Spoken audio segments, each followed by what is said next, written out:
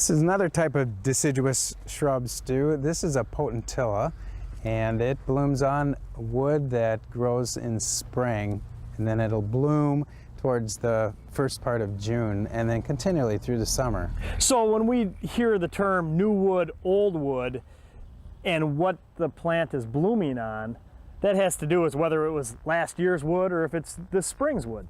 Exactly.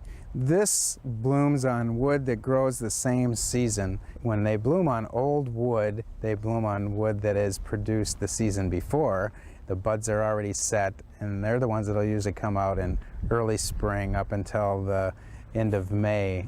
Okay, so when we talk about being familiar with your landscape design, that's another good indication. What time of year does your plant bloom? Because if it blooms in early spring, you don't want to be cutting it down then because you won't have anything to bloom on. Right, you lose a lot of blossoms, and that's usually what you're planting the plant for. So, make sure that you're not taking away the interest. A lot of people have talked to me and said, I don't get any berries on these, or I don't get any blossoms on this, my lilacs don't bloom. That's because they're pruning all the buds off. They're doing it before they actually have bloomed, and you want to wait until those plants bloom, lilacs bloom, before you shear it, or something that is blooming on old wood. Okay, so good. So make sure that you're familiar with and understand what the plant's supposed to look like in your landscape design. When it comes to potentillas like this, since it's blooming a little later in the year, in June, July, what do you need to do for dormant pruning? Well, it's blooming on new wood, so you want to promote new wood. You get rid of all the old blossom heads, which are all the way through the first 6 to 8 inches of this plant. You're actually just cutting everything down about halfway, Stu. And that way, you're rejuvenating the plant again, too. After you cut it back halfway, you might even want to go in and take out some of the heavier wood inside all the way down to the base of the plant. That just promotes, again, more new growth coming from the base of the plant, a thicker, fuller plant, a nicer look. It's easy to take off half of this plant and have a much better shaped plant. Why don't you try doing this with the shears and go down and just take it down about halfway. Really, that much? So you're telling me that it's okay for me during the dormant state to come in and cut it down this much? I mean, take half of it off? Take half of it off, shape it nicely.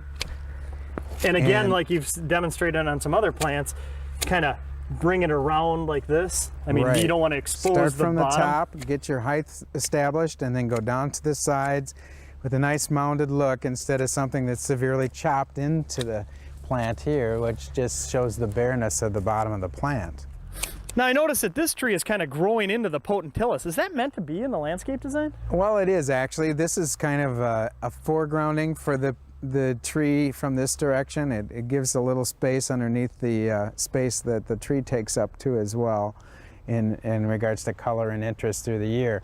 So we chose something that you can keep to about this height. Its ultimate height is about 2 feet. So as this weeping tree grows and we're trimming up some of the bottom branches, there's room for both of the plants to grow. Again, be familiar with your landscape plan and what each plant is supposed to do and its role in the landscape design. Right. In general, just have a good concept of what size they should be and keep them to that size. Okay, once I've created the shape that I want, you mentioned that I might want to go in and prune some of the heavier wood in there? Right, exactly.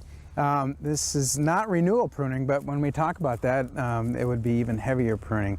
But a potentilla and spirea, the small varieties, are two plants that really benefit by going in every year and going back to the base of the plant and taking out something that has a harder, heavier wood on it and leaving the younger, smaller pieces of wood in there. It just, again, leaves more space for those particular new growth stems to grow out of the plant. So as long as I'm not going in there and going crazy and cutting the plant down to nothing, I'm really being beneficial to this plant? Yes, you are, Stu. You're giving it a much more open area to grow, and it's much more beneficial for new growth to come up the next year.